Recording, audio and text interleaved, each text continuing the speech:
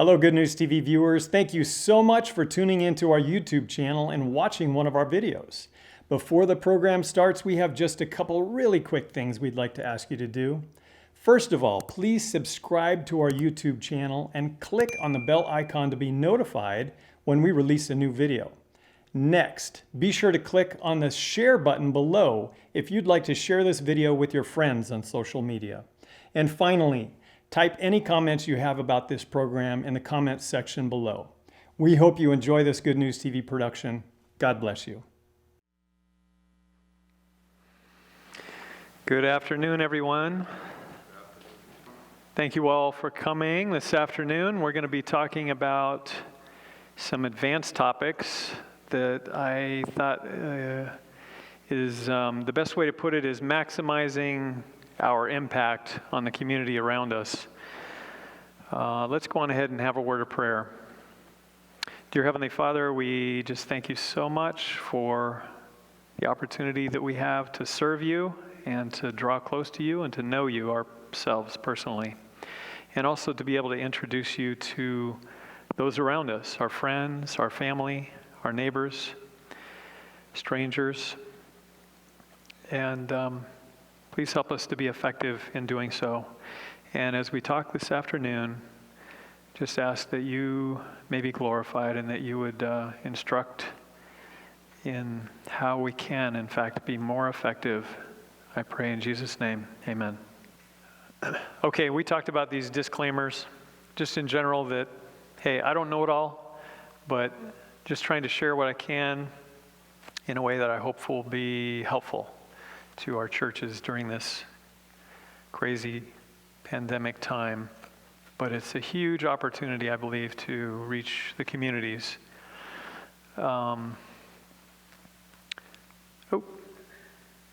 Okay, so we're going to start off. I'm just backing up here. I want to make sure I'm on the right one. We'll start off with a case study. And I hope, Pastor Ray, you're not going to be offended by me using your church as a case study. I really appreciate spending some time with Pastor Ray and his church. And, they're streaming like a lot of us.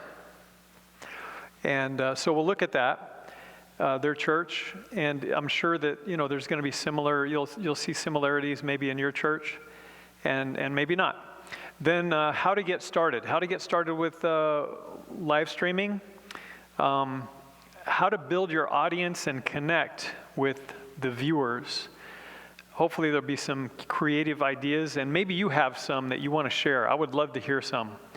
And we did talk about, maybe trying to connect with people in the community by going door to door with something like that. Attention to the service flow.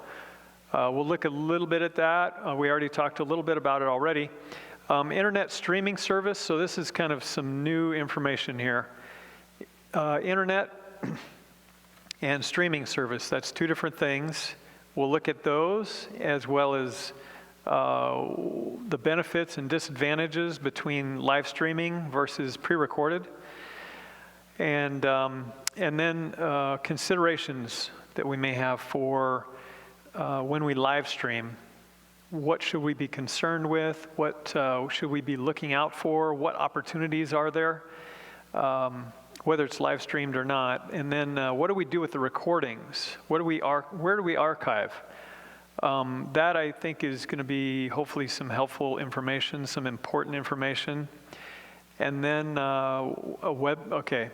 that's associated with, should we live stream to our website? Should we live stream to social media? Can we maybe live stream to both? And then the last bullet is the benefits of actually using a professional streaming service. There's a lot of free ones. For instance, Facebook is one. YouTube is another. And I know a lot, if not most churches are probably using those. And I'm not saying that there's anything wrong with those, but there are some challenges. So I'll mention those. All right? So, the big case study. Ready?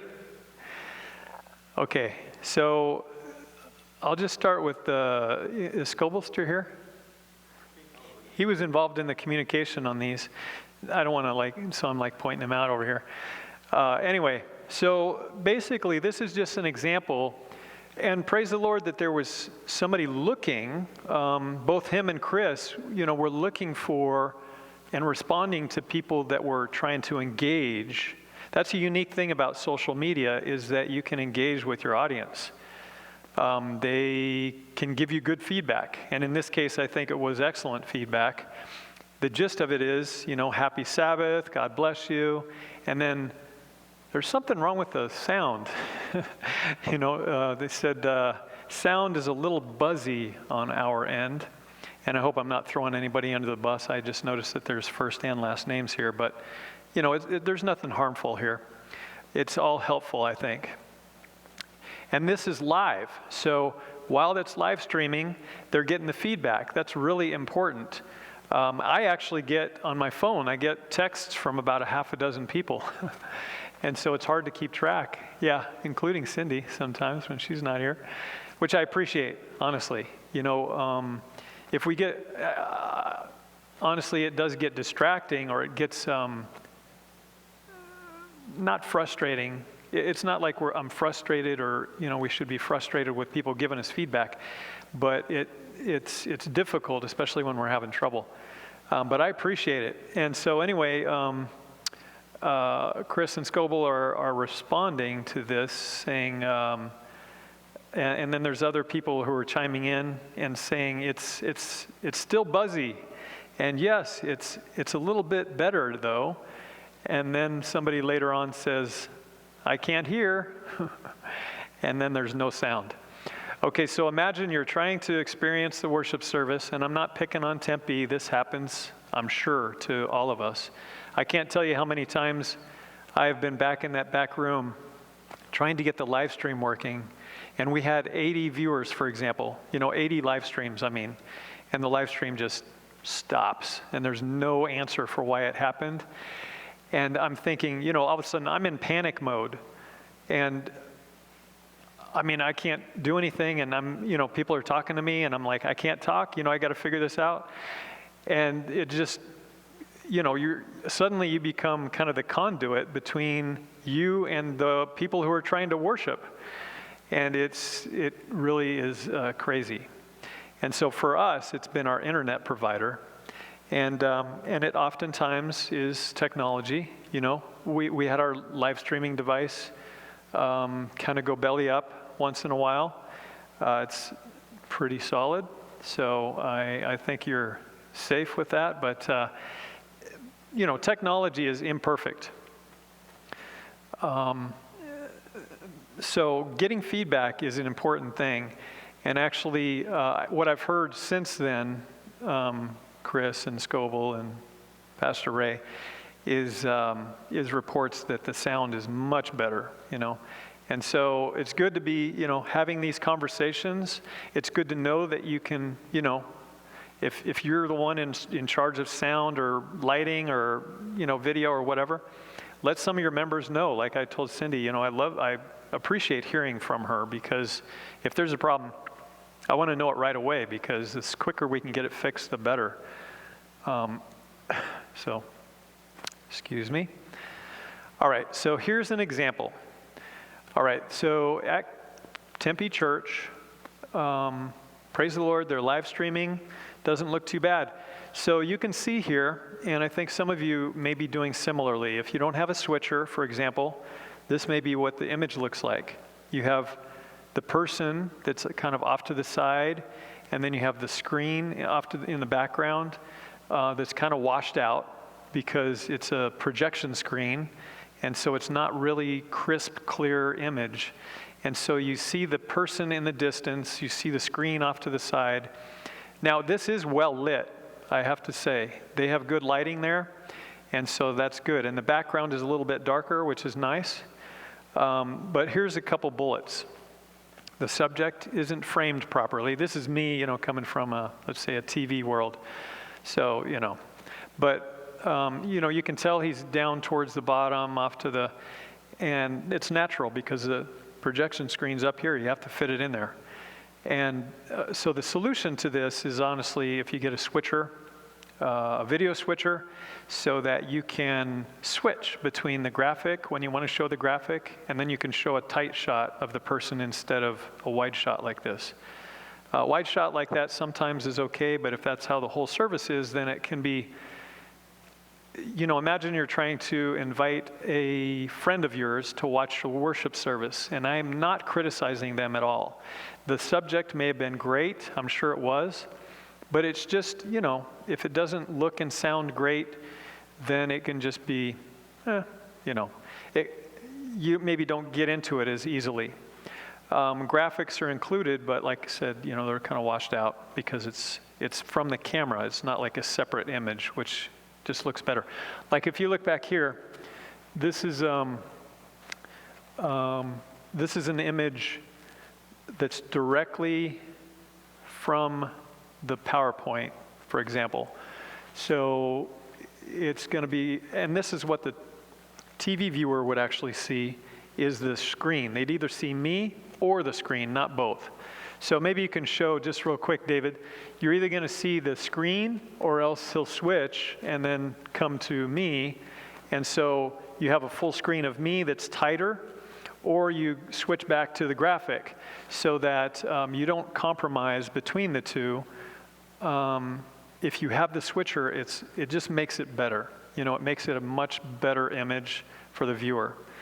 So here's another example. Okay, this was a time when they actually had a different camera operator, a tripod, a better quality camera, and so forth and so on. And he was actually really close to Pastor, and he had it zoomed in tight, and he was following the pastor when he was moving. And I'll just demonstrate, so you can maybe just throw okay, so like if I walk across here, and the camera operators are on their toes, which it looks like they are, and then I'll do something tricky and step down, then they should follow me down here, which is more difficult. But anyway, it's less distracting if you have a camera operator, right? We talked about that before, because they can follow you, and then you're not distracted with, is the camera moving at the same pace? Or, if it was a remote control, then you'd be catching up with me all the time. And so it would just be really kind of distracting. But having a camera operator that is trained, it just makes a world of difference. So if that makes sense, okay, if you can switch it back, David, that'd be great. Okay, so Robert was there. He was following Pastor Ray. He was getting nice tight shots. And so you see, it's framed nicely. He's following the presenter. It's a sharp image. The quality of lighting, the proper exposure. If you looked at the last one, let me just back up, just so you can see his complex. Well, I guess up here it's not quite as good as it could be. But on this one, you can probably tell a little bit more. It's washed out more. And it's distant. You don't have as many pixels, so you can't get as sharp of an image. Quality lighting and proper exposure. It looks more personal. He's not looking at the camera right now, but he's a lot closer to you, right? And so it looks like he's maybe talking to you, or he's talking to your friend. And I don't know for sure if Robert, if you or your brother actually edited it to add the graphics in. Okay. So this would be an option anyway. If you have a switcher, you can actually do this live. Okay, so here's an interesting, you could say a compromise. I think it's pretty creative, actually. So what they did is they put a big TV right next to the pastor. And it's a TV, it's not a projector. You notice how it's nice and brilliant, as the image is sharp, and it looks bright. It even looks brighter than the pastor, but that way it's framed up. The pastor's pretty good in the image, and the TV isn't way up here, so that he's way down, in the bottom corner. So it's a pretty good balance. And so one thing is that obviously he would be stuck right here, right? I'm not saying that's a bad thing. He has his projection, he has his computer right here. but he can't really move around much because the TV's right next to him, and if he moves, then the camera's not going to follow him because it was a static camera. But anyway, so that's kind of in a nutshell an example of just kind of an illustration of how you can get the different scenarios, and you may see this in your own experience. I'm not criticizing anyone or saying that, like I say, I think this is some good images though. And the camera that is in back, praise the Lord, they have the camera to actually be able to live stream. And I know that camera was donated.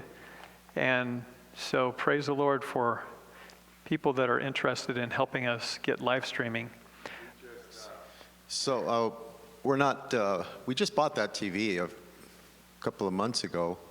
And we have someone in our church, JD, who now has the ability to switch back and forth to the PowerPoint. So now we're doing everything that you just said. So now that TV is obsolete beginning this Sabbath. It's obsolete. Oh, so you can donate it. We'll still use it for other purposes, but not for the sermon.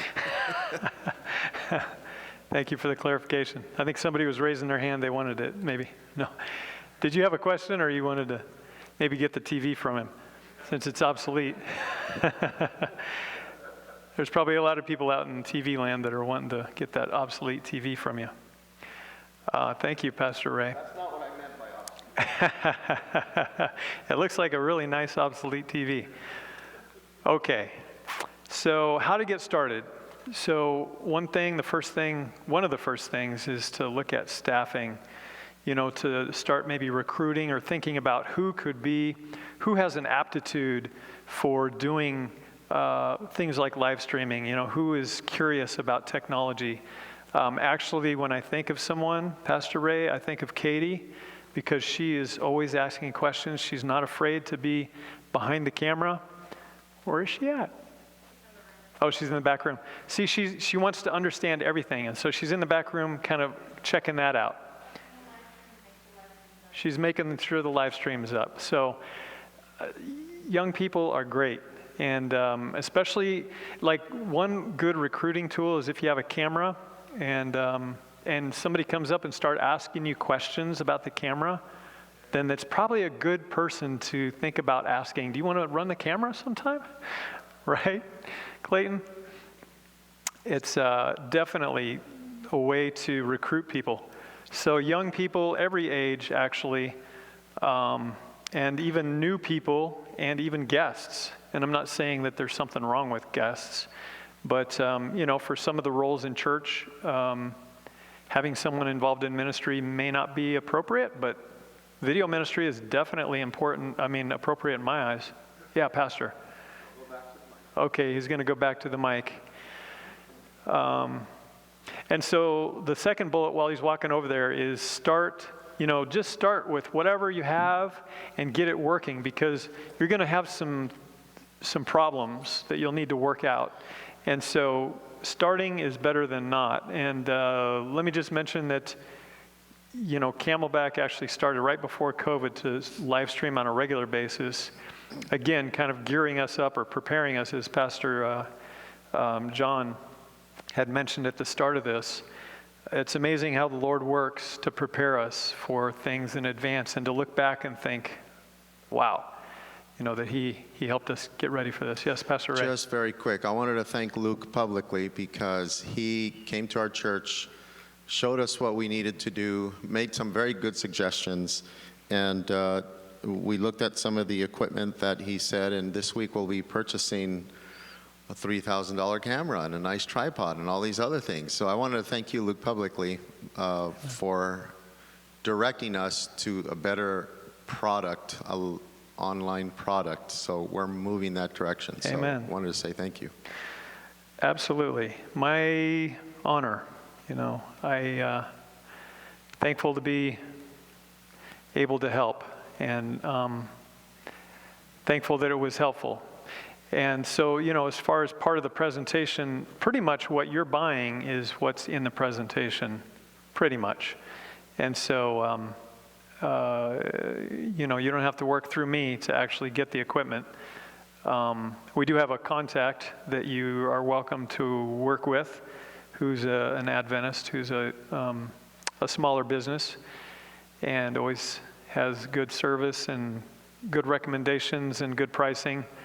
So if you want, I'd be glad to connect you. And actually, let me mention, I know somebody who's in the booth back here who also said that if you need any help with sound, that she'd be glad to help. Yes, she's waving both her hands at the same time. Okay, so yeah, you can talk to Cindy if you want help with sound. And lighting. What about projection? No. She said no, by the way. I already knew that answer. She already said that she doesn't do projection. But, you know, there's expertise. Just like I'm maybe hopefully helping some of the churches here in Arizona, I'm sure that there's, you know, like I know that Robert, for example, who has been helping the Tempe church, he's actually helped Camelback Church. That's why we have lights back here in the back that are newly lit. And he's helping the Thunderbird Church. There's people in our churches that are willing to help us if we, you know, maybe just ask a pastor that you think may have a technology team. They may be able to help your church. And if there's a church, like we mentioned earlier, there's a church that has upgraded, and I'll just mention it since we're in the second session, some of you weren't here, there's a church who has indicated that they just upgraded their equipment. There's the perfectly good older equipment is sitting in the closet, basically, and they were thinking about maybe selling it, but based on the fact that we were having this, they said that they would be willing to donate, and they actually texted me a little bit ago saying that they will donate their equipment to a church that is in need. And so I have a list of a couple of churches, you know, that are indicating they need everything. So they'll probably be a candidate for some of this equipment. If you didn't maybe say that and you either know a church or your church needs some, then let me know. On the flip side, if your church just upgraded and you have equipment that you're no longer going to need, then rather than turn around and stick it in the closet or sell it, perhaps you'd be interested in helping one of your sister churches that maybe doesn't have the budget that you do, or that would be a huge blessing. Then you'd be blessing them, they'd be blessed, and you'd be blessed as well. Okay, so let's see here. Okay, so growth. So as you're making decisions, you know, even though the video switcher that we talked about or we looked at, the one that's only $750, it has 6 SDI inputs and 2 HDMI inputs. And you may think, I'm never going to need 8 inputs, but $750 is, well, I don't want to say nothing, but it's not very much. And if you buy to kind of with growth in mind, then that's better than just getting the bare bones of what you need today. You know, I just have one camera and graphics. I just need a push button to go between the two. You know, if you get something like what we were talking about, it just looks better and you'll be able to grow into more technology. The danger. One danger is if you start buying equipment and you don't have a team set up, then the challenge is you may get a bunch of equipment and then it goes in the closet, or you're donating it to somebody else because it hasn't been used for 2 years, when the one person, you know, that was using it or that you thought was going to use it ends up not using it. So just kind of keep that in mind, prayerfully make decisions, but obviously we can't wait around too much. And then space. We kind of talked about this, but I'll just rehash the fact that you see that there's 4 cameras in here taking up space. But with COVID, there is, in most churches, plenty of space. And so perhaps this is a good time to introduce cameras with tripods in the church. I'm not saying that I want to be irreverent or anything like that. You know, I'm very conservative, and but I think this is a huge ministry to be able to reach out. And if we can get good quality equipment in the sanctuary, that we can actually reach people out in the community, it seems like very justifiable to put, you know, some equipment, especially when there's somebody, you know, that may not be in the church otherwise if they weren't behind the camera. And then space also for directing. You know, we talked about having a separate room so that you can hear what's going on out on the live stream, which is really important, so that you can talk to the camera operators instead of whispering or distracting people around you. So having it outside the sanctuary is optimal. And again, just one other quick thing, if you didn't catch the first round of this, is if you put it in the booth, let's say the sound booth, and you think, well, let's put up a wall so that it's not distracting the people. The problem is then the sound person can't hear, and then you start hearing ringing, and you're like, well, what's the problem? Well, it's because they can't hear. So you need to be, if you're in the sound, you see how there's no wall going up to the ceiling back there. It's so that we can hear what's going on in the sanctuary, because it's the house sound. It's the sound for the sanctuary. But for production, you don't want to be in the sanctuary optimally if you can be outside of it. So just a couple thoughts. And if you have to be in the sanctuary, make sure you have, what do you call it? Isolated, is that what they call it? Headphones? Noise canceling headphones, yeah. That would be helpful. Although not optimal, that would definitely be a good thing. Okay.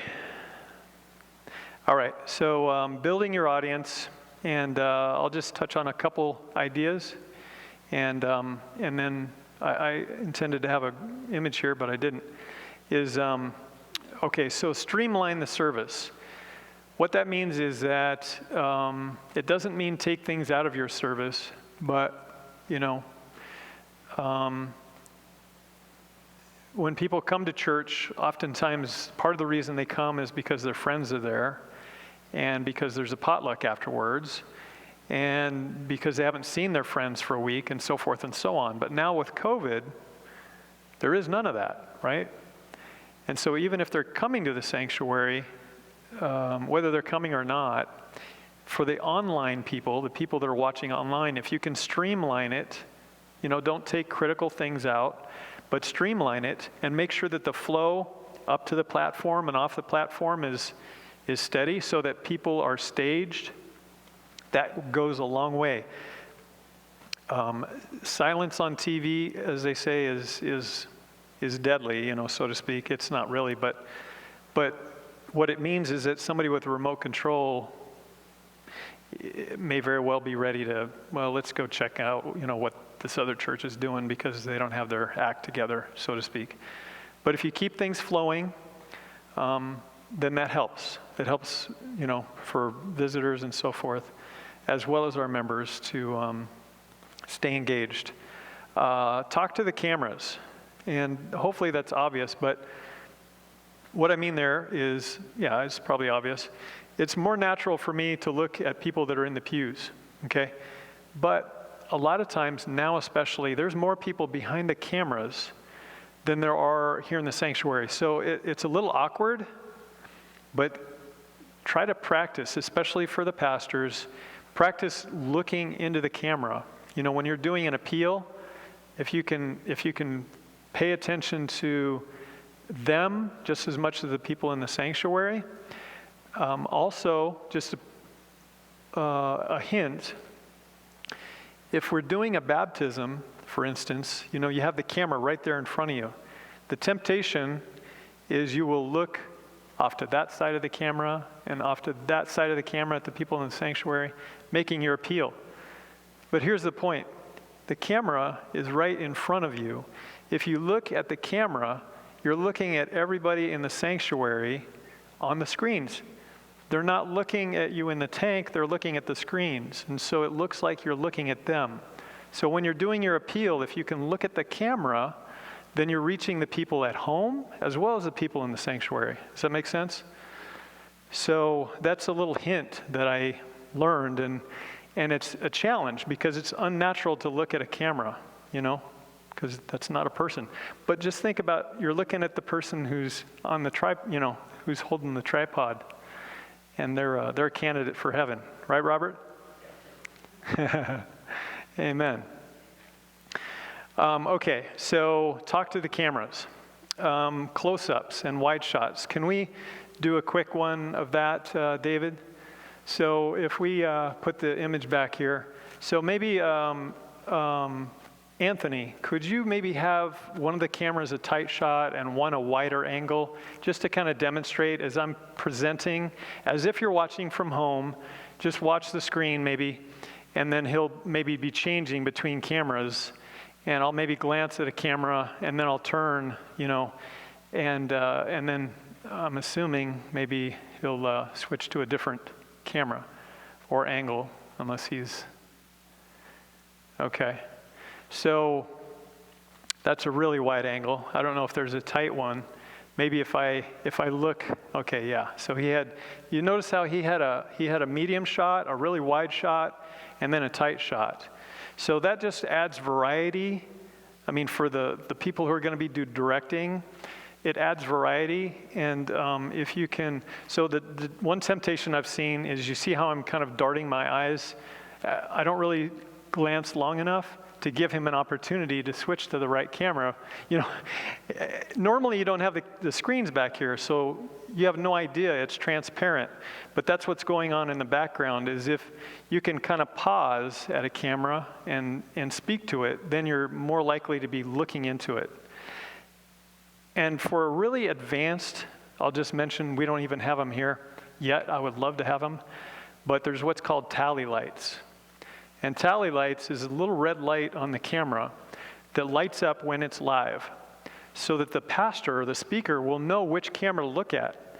And that makes it a lot easier for the director as well as the pastor to, do his appeal. So that's like what, 3ABN, Hope Channel, all these different channels do, is they have tally lights. And so they'll look, where the tally light is on, and then they're looking right at the audience. That's why it works, And now, when I share things like this, then hopefully you won't go home and start paying attention to that kind of stuff on TV, because that's what happened to me, and now I'm ruined. I can't watch TV without thinking about that kind of stuff. Okay, so close-ups and wide shots. You just saw a variety of different. That makes it interesting and for the viewer that's watching. Free offers and gifts. So, for instance, this is really, I don't know, maybe a little bit unusual. But if you can imagine, maybe the pastor is giving his appeal. He just gave a whole presentation on what happens when you die.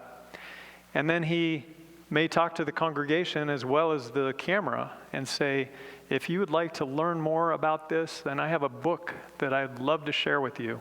Or, I have a Bible study. Or we're actually starting a series of Bible presentations that's starting, next Friday. Put that in your schedule and invite your friends. Offers and gifts and invitations to things that are coming up could be an excellent way to connect with your viewers.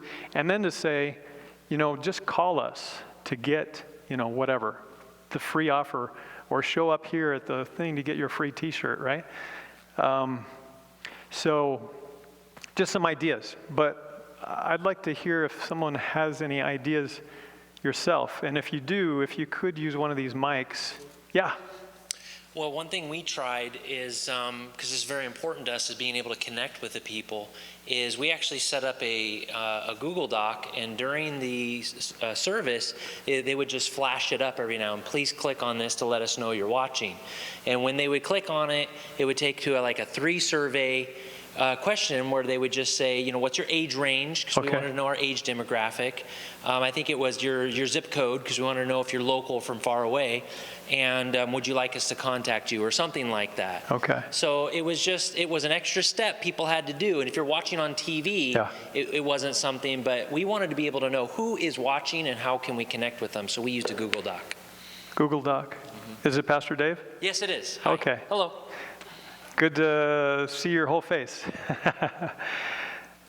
Thank you, Pastor. He's pastor there at the Scottsdale Thunderbird Church. That was in Spokane. We're still figuring out how All right. to work things here. Sounds good. Sounds good. That's a great idea. Anybody else have any thoughts they want to share? I could. Introductions to the worship service and conclusion videos. We just, like I said, we had a meeting yesterday. Yeah. So we're going to start producing some generic introduction videos, 60 seconds long, I think, Yeah. before the actual worship service. Nice. And then a conclusion video where I would be on there saying, if you like this service, that type of thing, we're happy to send this to you, etc. Go to our website, that type of thing. So an introduction and a conclusion video for each Sabbath. That's a great idea. And Pastor Ray does a great job on the camera, so I'm sure that he'll have visitors showing up at his church. That's an excellent idea. That's an excellent idea. And,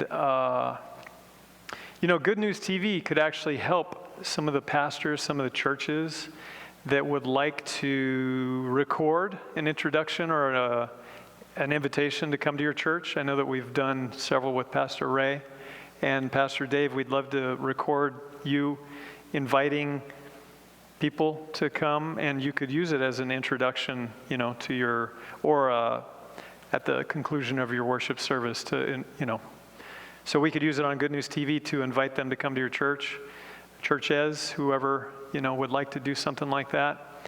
And we'd love to do, Pastor Miles, anybody, really, any of the pastors here in Arizona. We have to get down to Tucson to get Pastor Gladstone to record something for sure. But anyone that's watching, Pastor Tony, I know that we've recorded a couple up there in Prescott. We can maybe refresh that. And anyone else, just give us a call. We'd love to schedule something to actually help you, as Pastor Ray said, promote an invitation to come to your church.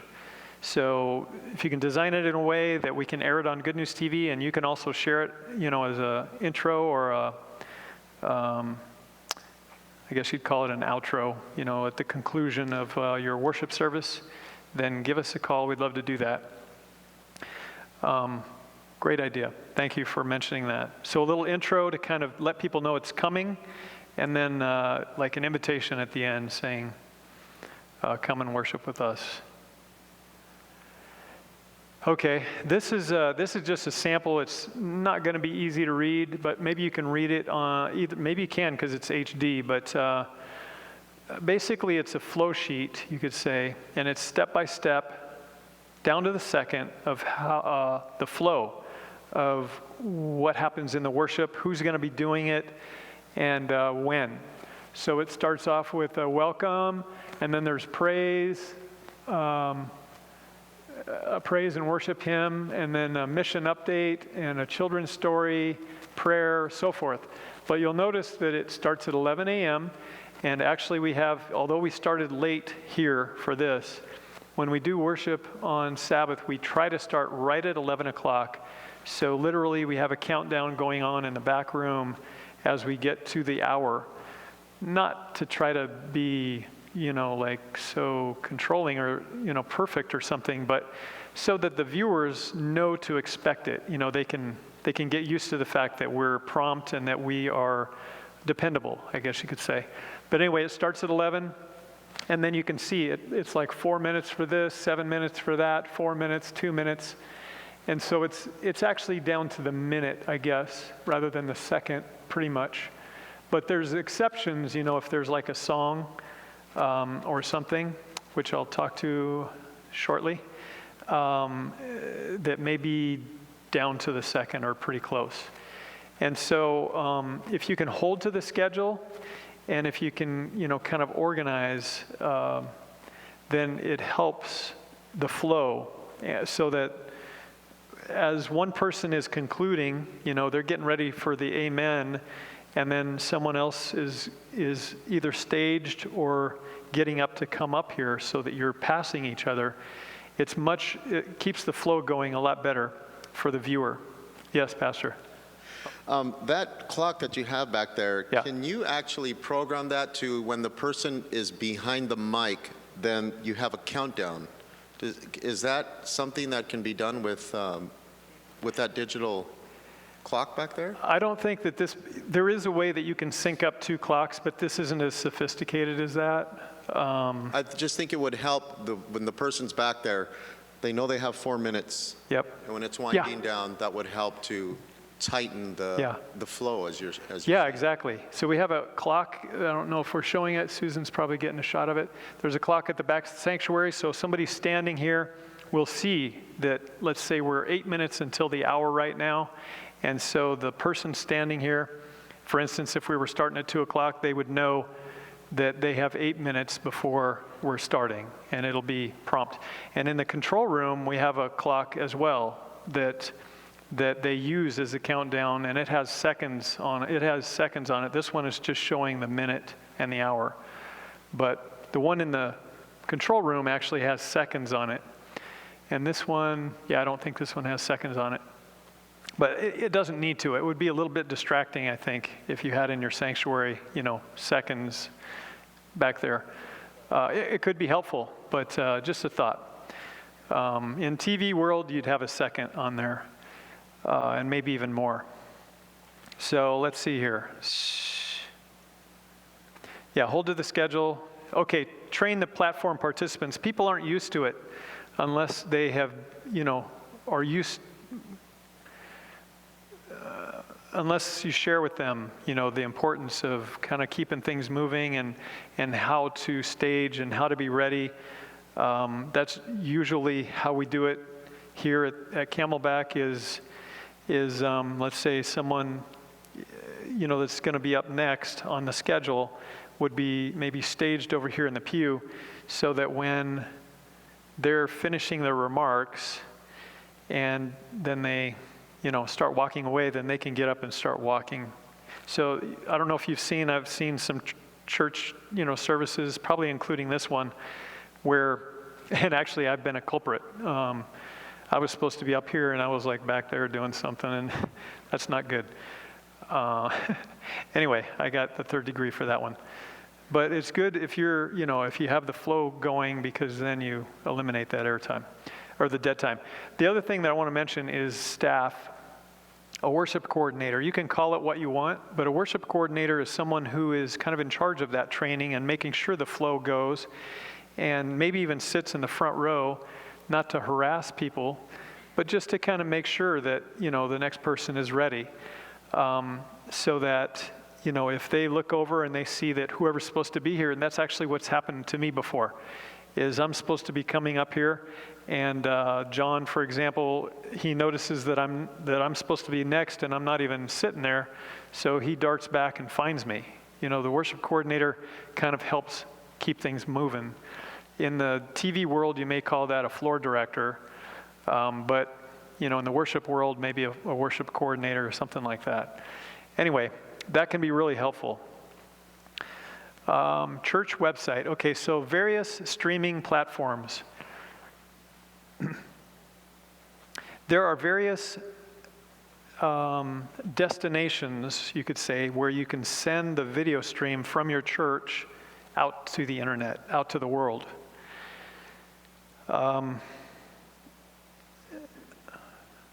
One is the website, your church website, which I would recommend, without a doubt, one way or the other, to get a live stream and or recordings on your website. Because anyone that would come to your website is going to want to know about you. And you may have a document that explains who you are, but if you have a video, more people are going to be looking at a video than a document.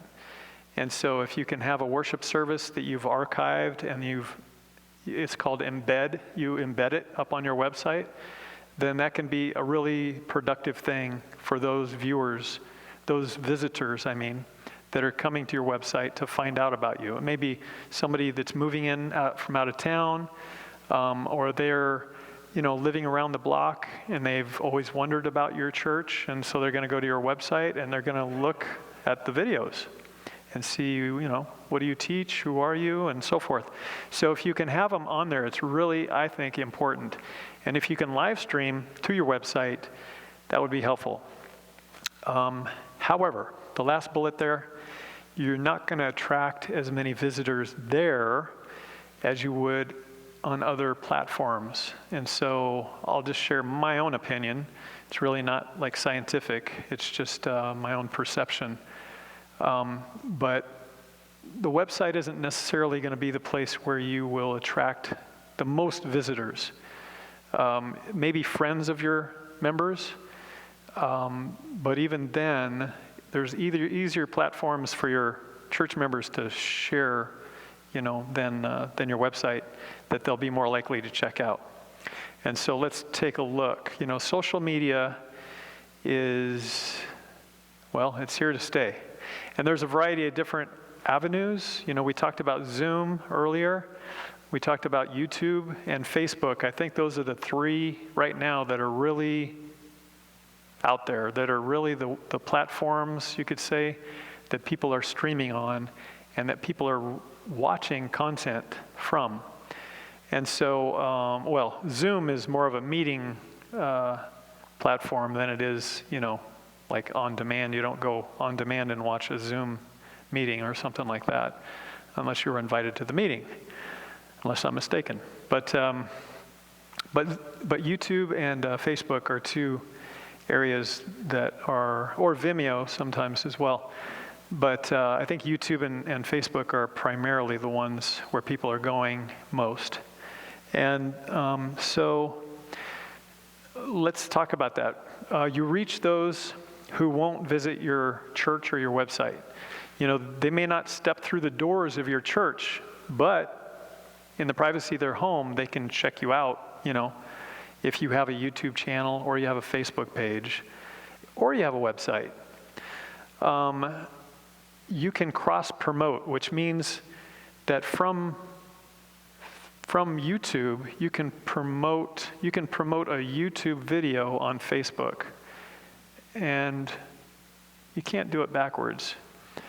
But you can embed a YouTube video in your website. You can also copy. You can, by promoting a YouTube video on Facebook, it's basically like embedding it in your wall. I think that's what anyway, so there's a variety of ways you can cross-promote, it's called.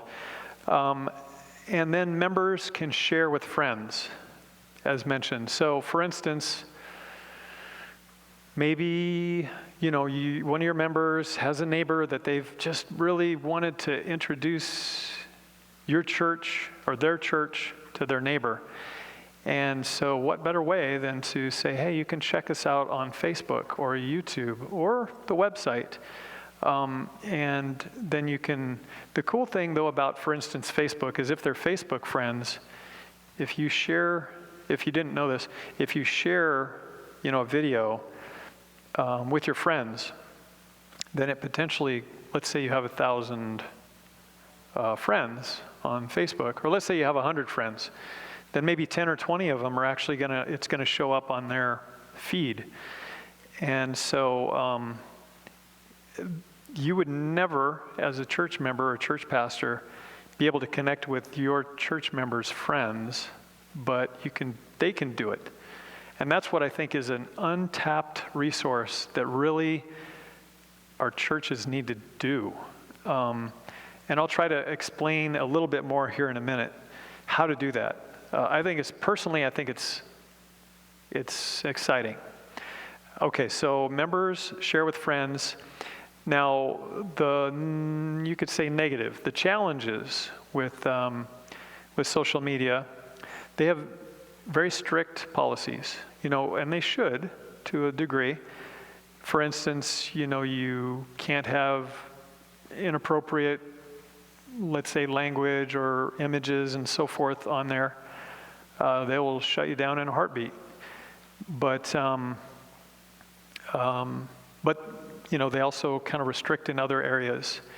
And as it says there, that's not me knowing this is a fact, but in a sense you could say it's like 3 strikes and you're out. In other words, what can happen is that if you violate their policies, which you may or may not be aware of, if you violate them, they're not going to call you, they're not going to email you, they're just going to shut you down.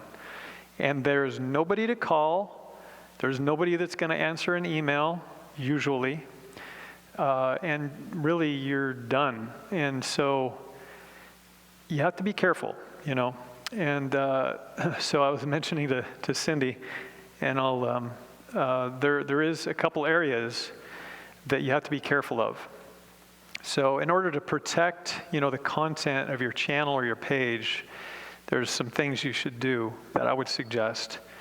Now this isn't gospel truth, you could say, but when a song, for instance, is copyrighted, then YouTube and or Facebook will flag that whole video. Not just the song, but the whole video. And sometimes it means they don't do anything.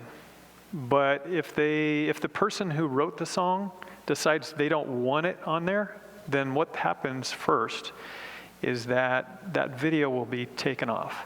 Your video is gone. You'll never get it back. So that's why I say at the bottom there, save your content locally.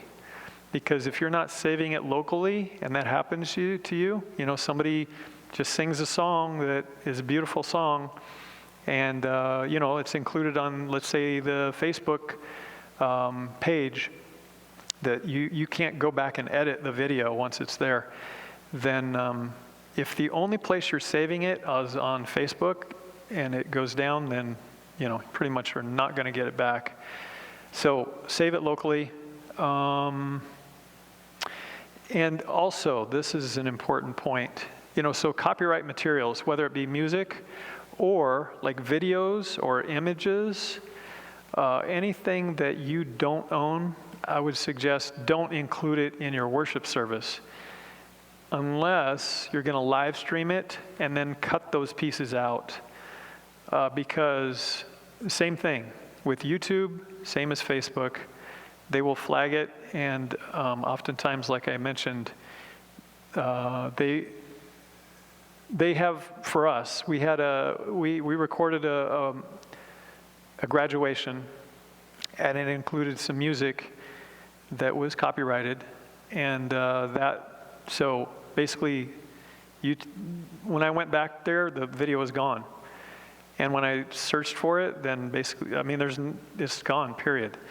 We had the backup, so that's good. But what we had to do is we had to go in and we had to remove the audio and replace it with other audio, and put it back up, and then it's fine.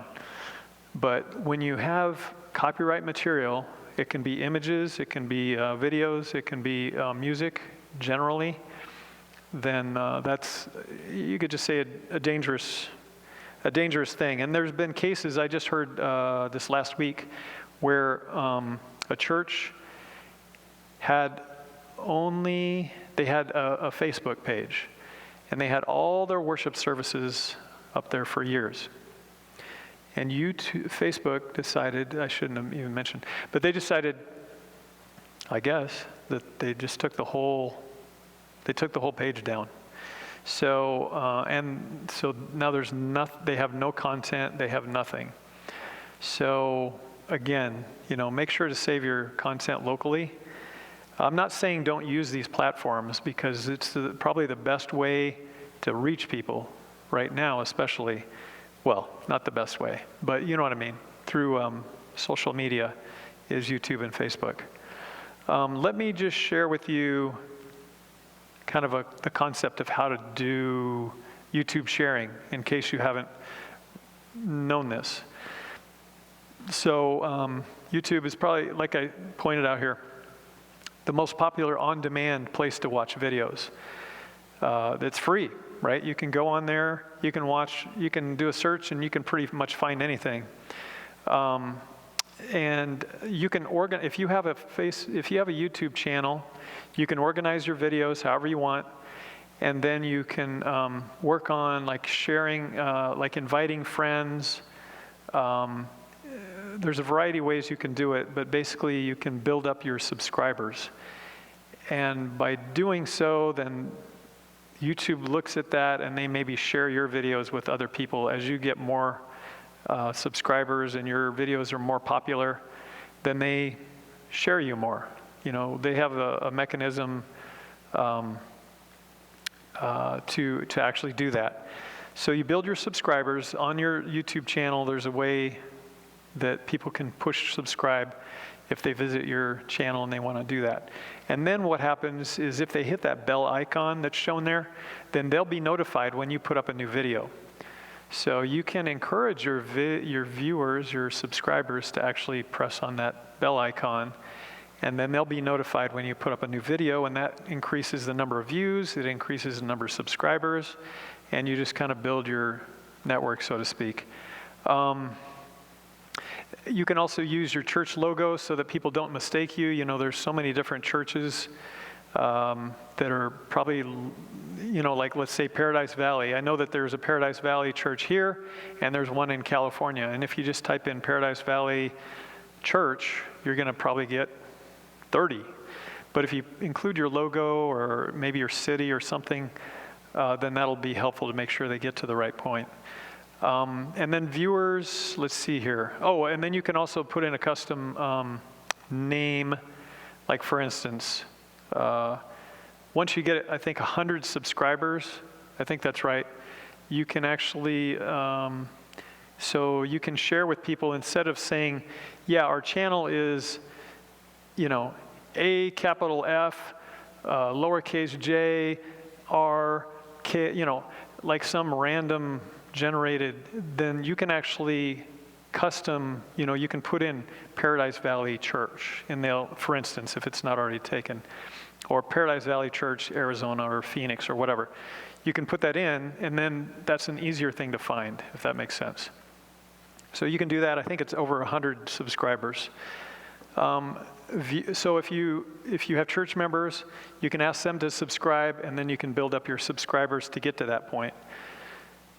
Viewers can watch on the computer or television. So YouTube is unique in that there's, just like with Amazon Fire, Apple TV, Roku, YouTube can actually be watched on a television, not just on a computer.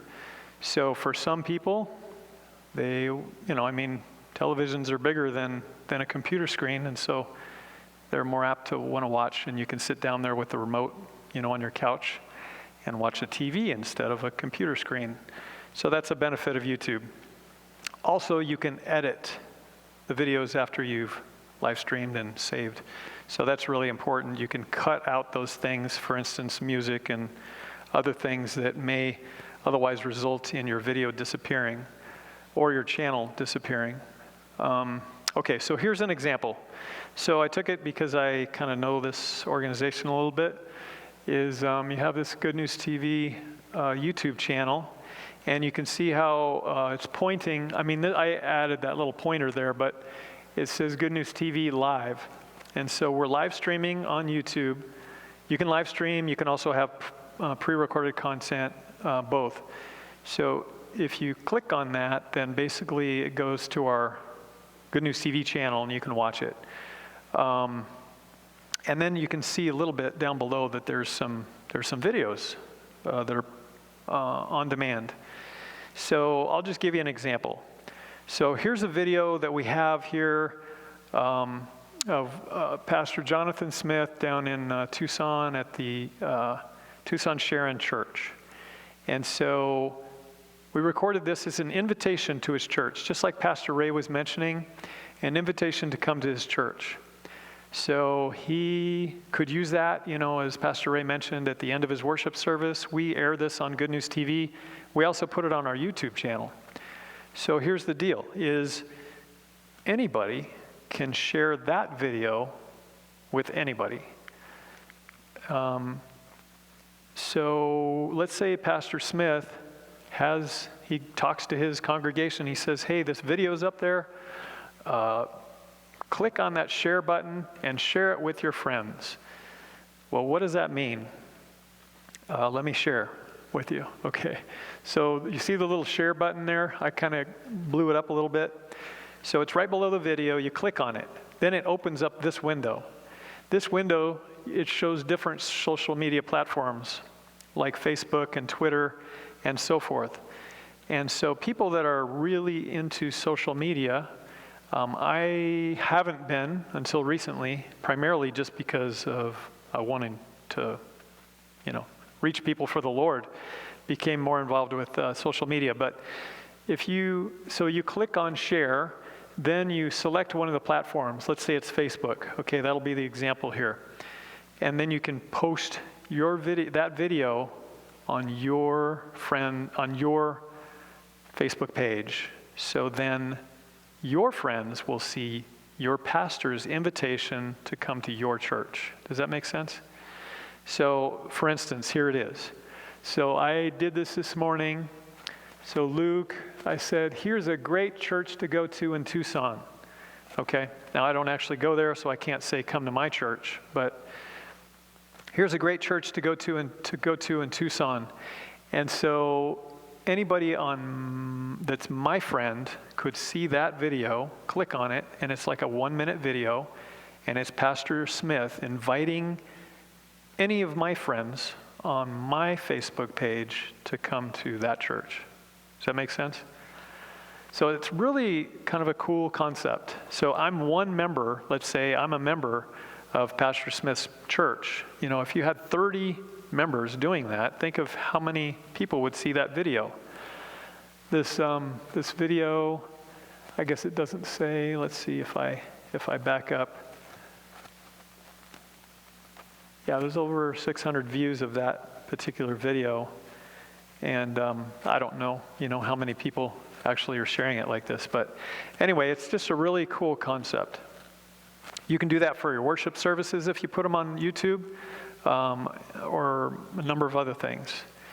And and you can specify, which friends you specifically want to invite as well. You can either throw it out to all your friends, or you can handpick some, and then it'll show up on there. So or you can even private message them with this kind of stuff. But I think. Anyway, as I mentioned, you have to abide by some strict policies in regards to that. And when an action is taken, then there's nobody to contact to get help if they take down your page and stuff. However, it's the an easy way, to share with friends, so to speak, friends that are on social media. I'd suggest putting a link to the website, so that's kind of like cross-promoting. And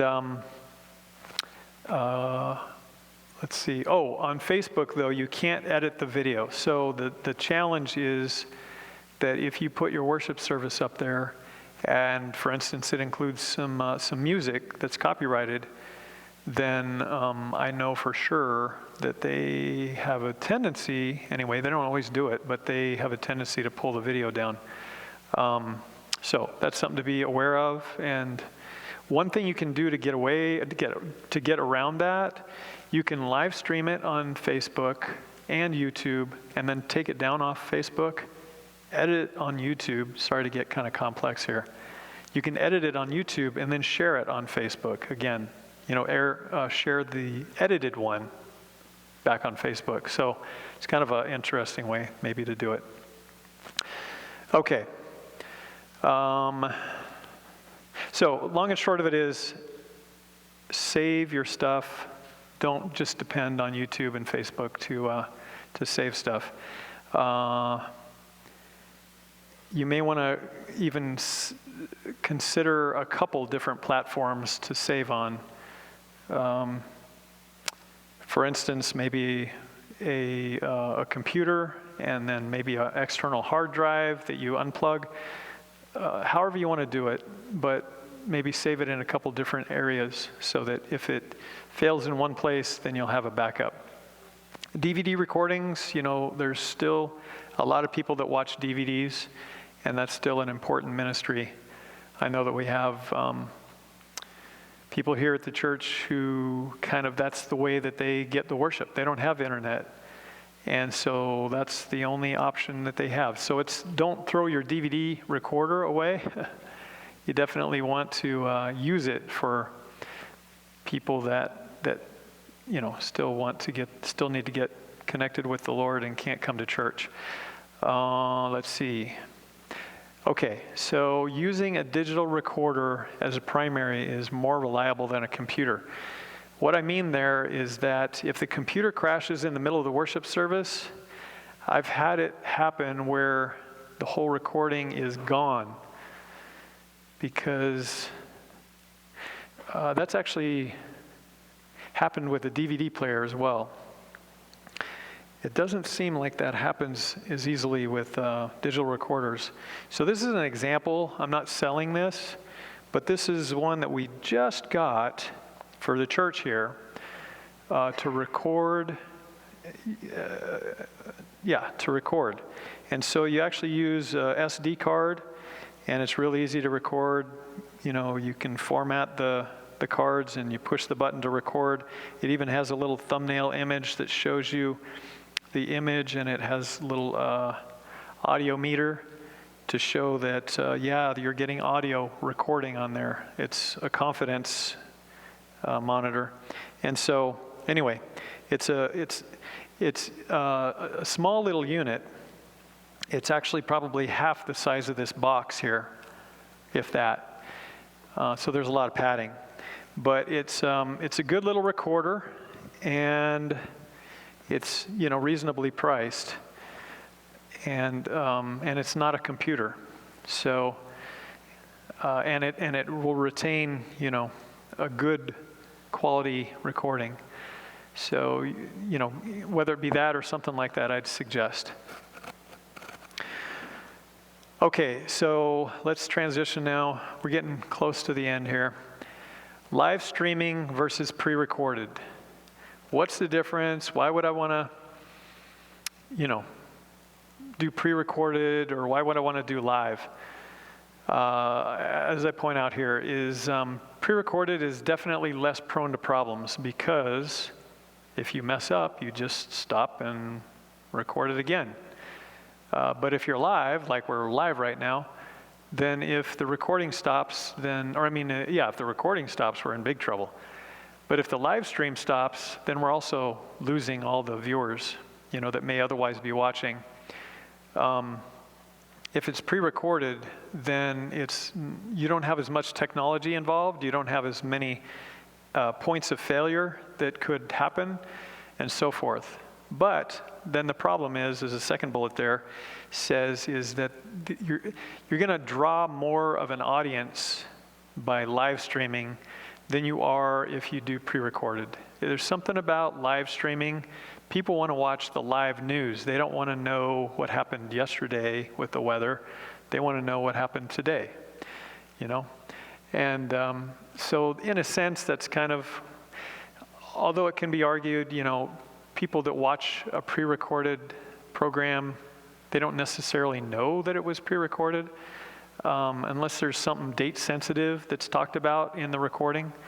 But anyway, live is definitely got its benefits, as well as pre-recorded has its.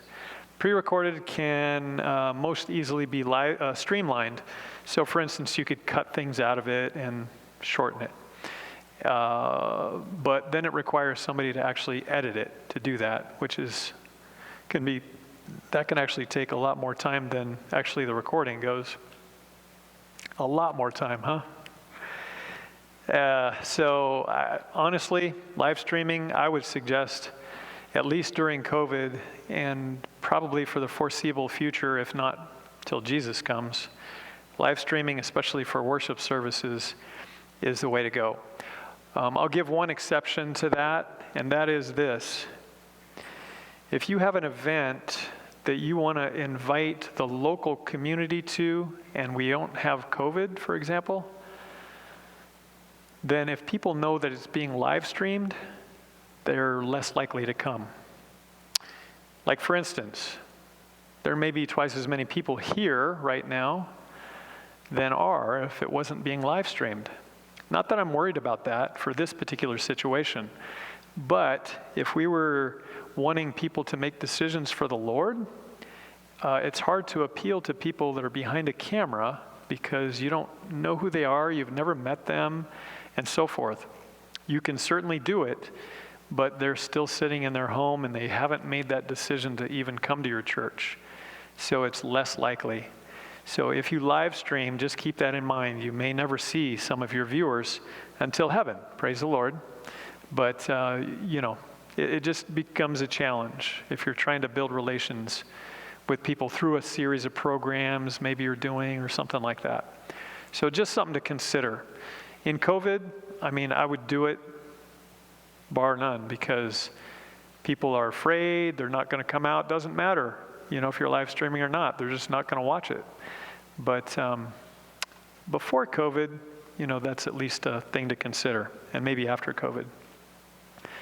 Okay, so internet service, as I mentioned a couple times, I won't mention the provider, but we've had some issues here at Camelback Church with internet service.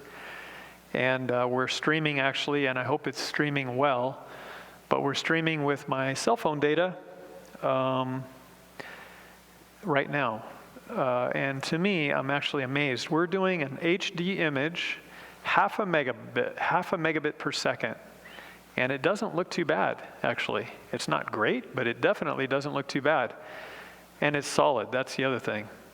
So the funny thing is, you could say we're paying, although we're not going to pay, but we're paying for a service that's supposed to give us 200 megabits per second down and 20 megabit per second upload, and we can't even stream a half of a megabit per second. So it's kind of crazy. I don't want to, I'm not trying to complain about our service as much to say, the point is you want to find something that's reliable, and you're going to be worried about the upload speed, not the download speed. Usually people, wow, I have 200 megabit per second speed. Well, that's probably your download speed. And you want to have, as mentioned there, this is just me talking now.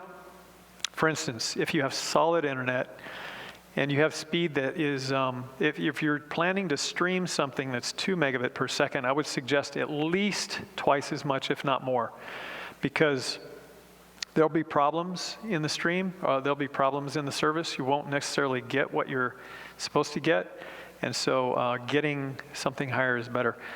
Beware of Wi-Fi. What that means is that if you have Wi-Fi in your church or wherever you're streaming from, and there's maybe 10 or 20 people in there, and they have cell phones, and they are hooked up to your Wi-Fi, then what can happen is their phone by itself may decide it's going to update.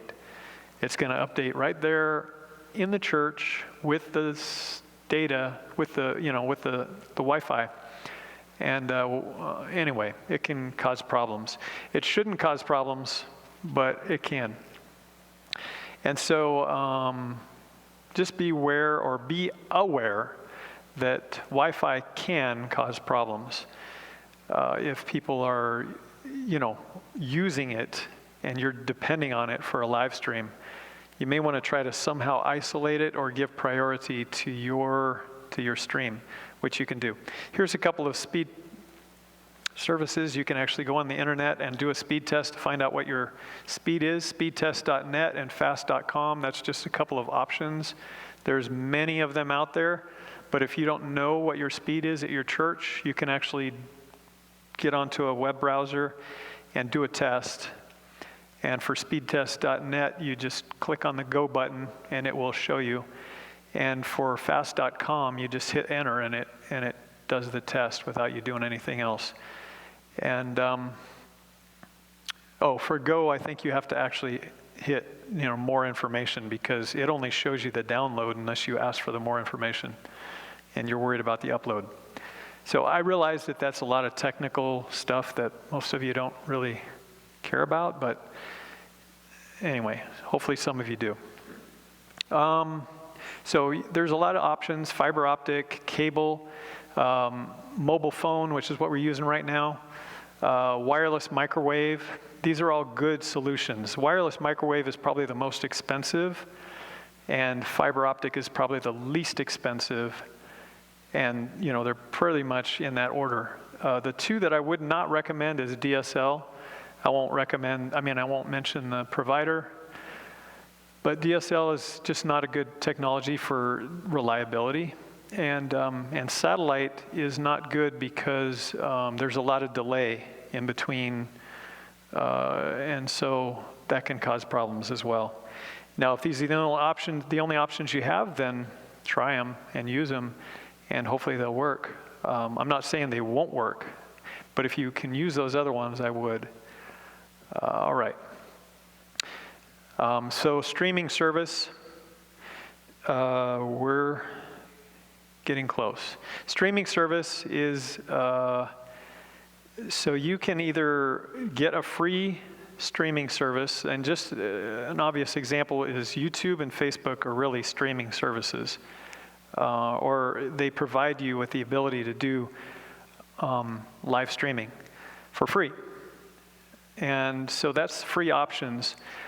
I want to share with you, at least a couple of ideas or a couple of possible reasons why you may want to try or consider a paid service.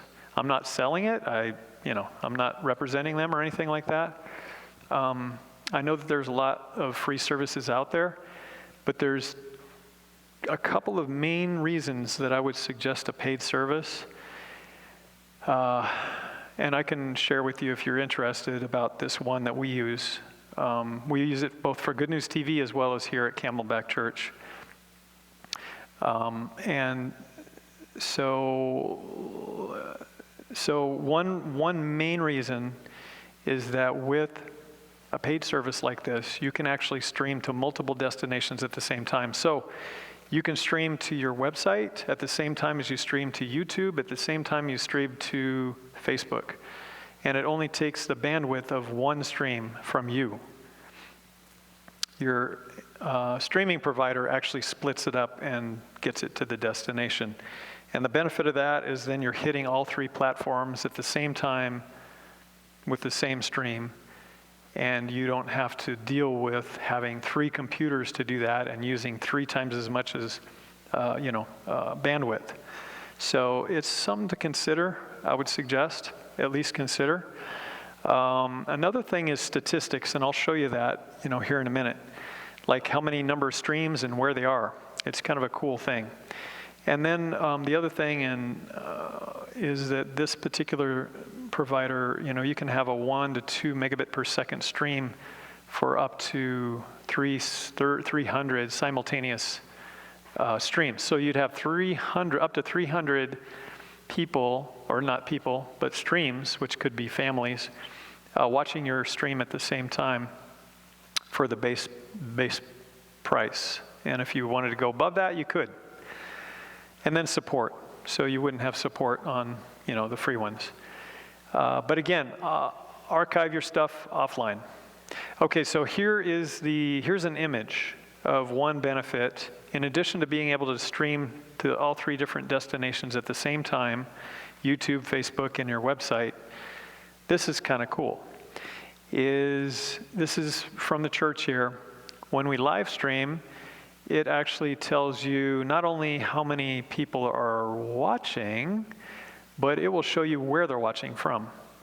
And this one just popped up from Africa and Kenya this last weekend. And so somebody's watching from Kenya. And if you zoom in, you can actually zoom in with the plus or the minus, zoom in, zoom out.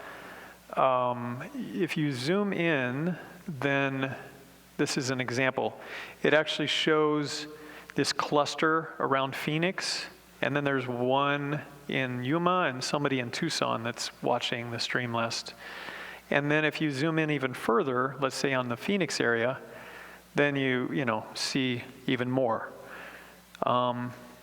It's not like, so anyway, it's pretty interesting to actually see, if I back up here, that you could zoom into the US and figure out, what states everybody's watching from, which is kind of cool. So anyway, a cool technology, and I think that pretty much concludes our second session. And I'm wondering if, rather than take a break, if it makes sense, if we have any outstanding questions, to address those now. I was just wondering how you can determine what's copyrighted as far as like music that's played in your church. Okay. Because I've posted, usually I post our offertory, the gal that plays our piano for offertory, but I don't know if what she plays is copyrighted or not. Yeah. I'm not exactly sure either. I know one way to find out is when I look at the video and it says copyright violation, and I'm pretty sure that it has a copyright problem. Really? That's good. Well, a lot of the hymns, well, I don't want to say a lot, some of the hymns are not copyright protected, or the copyright has expired. Before I take, Cindy, do you have any clue? The sound operator's trying to tell us something here. I'm just giving her a hard time. I figured that maybe people in the video world may want to know what she's saying. Just because I'm a musician myself. So a lot of times your musician will know if something's copyrighted, or if they own it, they can tell you that. So you might want to just ask them as they're performing. And a lot of times, like on music, it'll say what the copyright is or whether there is one. Okay, thank you very much. And so as I understand it from one of our members who looked into that in depth, is you can actually get a license to live stream copyright material, but the challenge a lot of times is it's totally different between having something on demand that people can go to anytime versus live stream. So you have to pay. It's not a whole lot, I don't think, to actually for the live stream, and it may actually be that you're okay for a live stream. It's just when you get into the pre-recorded when it becomes a challenge. Just one thing I was going to say, Facebook, or not Facebook, but YouTube right now is being real stickler about facial recognition. They just blasting it lately, so a front-facing camera back would probably not be if you're using YouTube. Front-facing camera? If you're facing towards the audience and stuff. Because they're being real sticklers about facial. You mean like a camera pointing from behind me? Or like this one here, where you're seeing audience. They're being real sticklers about that. They've had 3 or 4 different emails I've gotten from them saying they're being real picky on facial recognition. So are you saying like for your worship services that you post, then they're coming back and complaining? Well, they're not saying anything on mine yet because I don't have a camera. I won't. Yeah. All mine. You're not going there? I'm not going there, but all mine go forward. But they're saying real heavily on that, and I know there's a lot of them if there's kids in the audience and stuff like that. So that's one reason why I did away with the camera facing back. Okay, that's a great point. Thank you. Thank you, Clayton. Someone did ask the question, and so as he was mentioning, kids can be a challenge, and I know that YouTube and Facebook are both, they should be, sticklers about kids. And so I don't really have a clear, straight answer about how to handle that, except for this, and I was actually going to include it in my presentation, I just totally forgot. But what we're doing here is posting a sign in the foyer as you come in that actually lets people know that when they come in through the doors, now this isn't try to get away with something, but it's a way that, will help in case there's like a lawsuit or something. And what you would do is, and it's for your church's protection, really. It's, but anyway, you can post signs in the foyer at the entrance that basically say that by entering here, you recognize that that we're, recording and broadcasting services inside and so by coming in, you are granting permission to use your voice and your image, both photography and video, in the productions. And you aren't expecting any money back from it, so you have to be kind of legal about it. That helps so that, since we're doing a lot more live streaming, it makes sense to do stuff like that. I would suggest it for any church that's doing live streaming, which I think is most churches these days. And as far as kids, I don't know exactly how to handle that either. Kids haven't been coming too much. And when there's kid story, it's usually, the person talking to the cameras more than it is kids gathered around. But that could easily change. And one thing I would highly recommend, and this can be a touchy subject, and I don't know exactly how to say it, but what we want to avoid is predators, for instance, more than anything, I think. You know what I mean? And so somebody a predator seeing kids, and preying on them, so to speak. So giving them opportunity for that can be so whether you have security at your church and or have conversations with the parents to maybe teach the kids, how to sit and, training and so forth, because of the fact that they are on camera, and things can happen, really quick before you can react as far as movement, So just some things to think about. I don't have the answers, but I appreciate Clayton mentioning that. And so facial recognition and actually pointing towards the audience sounds like is becoming kind of a hot button. Okay, so these audience cameras, I guess we're going to have to get rid of. But the good thing about the audience camera is, being able to see Clayton's face and recognizing him when no, just kidding. Yeah, that's a good point. And something we'll have to, I guess, look into more. Thank you for sharing. Anybody else have any thoughts or questions or comments? Especially if you think not especially, whether you think it's helpful for you or you think it may be helpful for some other church. I wish we had, I don't think I probably got any texts. Maybe I did, but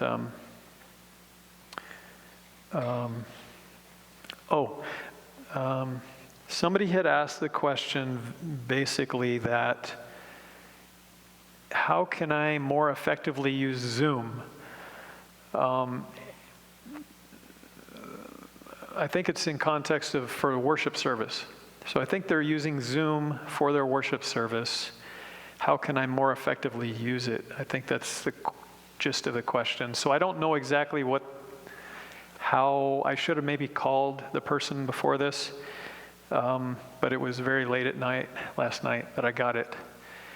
I guess I'll just make a couple comments, and if anybody else has any input, then feel free, please. But Zoom is definitely, if you're not familiar with it, is a great technology. It's amazing. If I was in the stock market, I would have wanted to have Zoom for sure, right at the COVID-19 timeframe, because I just imagine that the value must have gone through the roof. But a very valuable tool to be able to communicate with people, like through meetings, online video meetings. So this church is using it for their worship service, and you can use Zoom for your worship service. What I would recommend is don't use Zoom for your worship service. Maybe use it for your Sabbath school class, because your Zoom is designed for interaction. In other words, like a meeting. And so if you're, like for Sabbath school, it's more interactive. But like right now, I would love to have a Zoom meeting right now, but it'd be impossible for me to be able to communicate with anybody that's on the other end of the Zoom meeting. And so we're doing a live stream. So there's no way for you to communicate with us except through text or something like that. But if you use a live stream instead of Zoom, the benefit is you can get a higher resolution, so it's a sharper image, and it won't be disturbed by maybe other people coming on and all of a sudden, somebody didn't mute and their image comes and pops up on your screen when somebody else is talking. It can be really distracting. And if somebody's not paying attention to that and controlling that, then Zoom is not a good tool. You can mute all participants on Zoom so that when that happens, so that it won't happen. So when they come on, they won't have an opportunity to, let's say, cough accidentally, and all of a sudden their image pops up for everybody. So you can do that with Zoom. But I'd also suggest maybe looking into, just a live stream service to YouTube or Facebook rather than using Zoom, because it's just a lower resolution. There may be benefits, and maybe I don't understand the question, but that's just some thoughts that come to mind. Yeah, I just moved here from San Diego in July, and so I'm still in contact with my church in El Cajon, and we do Bible study using Zoom. Yeah. And they will live stream to Facebook through, I think, was it OBS? Yeah. So people that don't have the code to get into the Zoom meeting can actually just still watch it, and then they can go back and watch it later. That's a great point. Yes, so we have, so through Zoom, one cool thing you can do on Zoom is you can set it up to live stream the Zoom meeting. And it's kind of complicated if you're not familiar with the concept, but what that means is that if you're participating in the Zoom, that means you have a two-way conversation. But the Zoom meeting can actually be live streamed, which is a one-way conversation, just sending out. And so in that case, you can actually live stream the Zoom meeting. For instance, we live stream our Sabbath school classes here at Camelback onto our webpage. So we don't Zoom them on our webpage because we don't necessarily want some random person to show up and do something inappropriate or say something that is totally off color. But we live stream it. Live stream the Zoom meeting that's participative, Sabbath school. And so that way more people can actually participate in the Zoom meeting. I'm glad you mentioned that. That's a really good point. So yeah, that's superb. And if I missed the point, or if I missed I'm just thinking of the technology of Zoom. It's a really great tool. But again, I wouldn't use it for the worship service. I'd use it for Sabbath school, and then also do a live stream of the Zoom meeting at the same time. Other questions, comments, thoughts, input, helpful tips? Thank you very much for sticking with us. Dear Heavenly Father, we just thank you so much for the opportunity that we have again to be able to be a part of your work, to reach this world while there's still daylight, while there's still time. We ask that you'll help us to do so effectively, and we ask that you'll just continue to strive with us. We know that we're imperfect. We know that that you're continuing to work in our lives. And we're so thankful for the grace and mercy you've given us, you've extended to us, and you continue to provide. And we just ask that you will help us, Lord, to recognize divine appointments, to know how we can connect with various people in our lives. And as we do live streaming at our churches, through Zoom and through social media platforms and through our website and so forth. We ask that you'll help us to be as productive as possible at doing so. May you be glorified, and may you ultimately help us. May souls be won for your kingdom through this incredible new ministry that has been being improved and developed and matured in each of our churches right now, simultaneously. Just amazing how that's happening. We praise your name and thank you, and we just look forward to how you're going to work in our lives individually, in the life of our church, and in the lives of those in our community that are searching for you and for the truth. May we just serve you and be open to whatever you want to do with us. And may you help us, Lord, to do so effectively. In Jesus' name, amen. Thank you, everybody.